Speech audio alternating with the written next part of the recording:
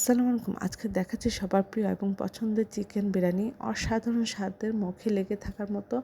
আমরা এখানে সামান্য হলুদ, মরিচের গুঁড়া, লবণ দিয়ে এভাবে আলুর টুকরাটা আমরা ঢেকে ভেজে নিয়েছি। আমরা এখানে ১ লিটার দুধের মধ্যে ৪-৫টা লেবুর পিস রস দিয়েছি। আপনারা এর পরিবর্তে টক দইটাই দিতে পারেন।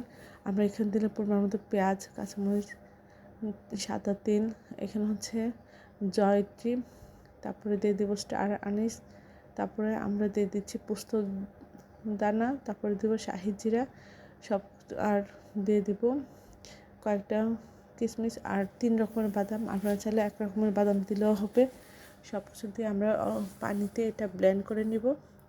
এখন আমরা একটা পাত্রের মধ্যে তেল দিয়ে পেঁয়াজ দিয়ে দিচ্ছি, দিয়ে ভেজে নিয়ে এর মধ্যে ৩-৪ চামচ রসুন ছেঁচা, ৩-৪ চামচ আদা বাটা সব কিছু দিয়ে আমরা খুব সুন্দর করে এভাবে ভেজে নিব।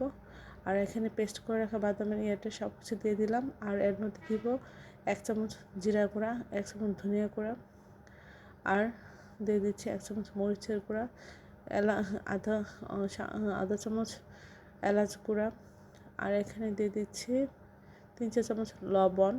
আর এখানে বিরিয়ানির মশলাটা দিয়ে খুব ভালোভাবে কষিয়ে এর মধ্যে মাংস দিয়ে দিব, দিয়ে খুব ভালোভাবে কষাতে থাকবো। এর মধ্যে দিয়ে দিব জয়ফল গ্রেট করে আর টমেটো সস দিব, দিয়ে সব কিছু খুব সুন্দর করে কষিয়ে নেব। এখন আমরা পোলাওটা রান্না করব। তেলের মধ্যে পেঁয়াজ দিলাম, তেজপাতা, দারুচিনি, এলাচ, ৩-৪ চামচ রসুন বাটা, ৩-৪ চামচ আদা বাটা দিয়ে একটু ভেজে এর মধ্যে দিয়ে দেবো ১.৫ কেজি পোলাও চাল, দিয়ে পোলাও চালটা একটু ভেজে নিব। তারপরে দিয়ে দিব পানি। এখানে ১ কেজির জন্য ১.৫ কেজি পানি সেই হিসেবে আমরা দিব। আর এখানে আলুটা দিয়ে আমরা সব মাংসের সাথে কষিয়ে নিচ্ছি। আর এখানে আমরা পানি দিলাম পরিমাণ মতো, আর হচ্ছে দুধটা দিয়ে দিচ্ছি। আর এখানে গুঁড়া দুধ দিলাম হচ্ছে কাঁচামরিচ, তারপরে লবণ, আর শেষে ঘি দিয়ে মাংসটা মিলিয়ে নিচ্ছি।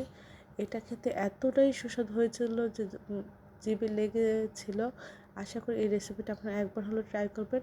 সবাই আমার চ্যানেলটি লাইক করুন, শেয়ার দেবেন, সাবস্ক্রাইব করবেন, প্রিয়জনকে বেশি বেশি করে শেয়ার দেবেন। আমার চ্যানেলে সব রকমের রান্নার রেসিপি রয়েছে, আশা করি দেখবেন।